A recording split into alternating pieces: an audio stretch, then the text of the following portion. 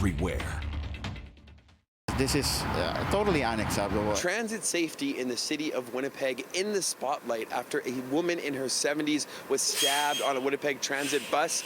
Police have since arrested a 43-year-old man in connection to the incident, but the union that represents bus drivers in the city says more needs to be done to ensure riding buses just like that are safe for all.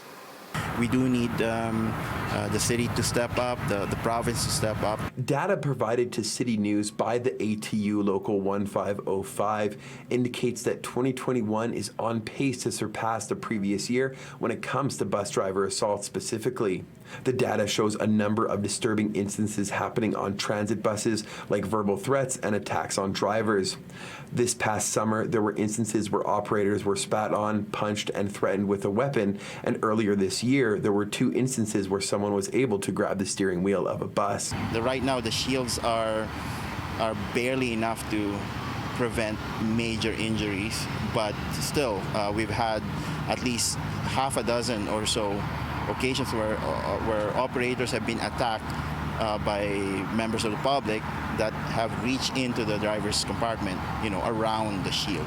In 2020, there were roughly 80 recorded assaults on bus drivers, and in 2021, up until August, there have been a reported 56 assaults, and the ATU says more needs to be done, calling on the city's Transit Advisory Committee to support its calls for a transit police force and a real-time app where drivers can report and track instances of assault. If the trend goes, we'll probably hit about 80 to 90 this year. He says bus drivers are individuals who love and care about their community, but says the constant worry of danger does take its toll. There's actually a lot of our members that are off work because of mental health. They can't, it's hard enough to deal with the traffic and sometimes the angry passengers when you're running late.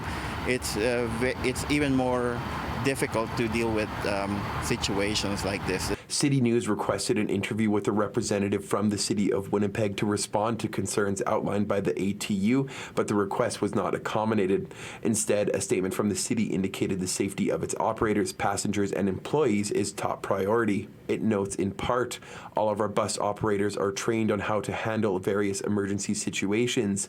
In the event of emergency, bus operators immediately alert Transit Central Control and the appropriate responder is notified.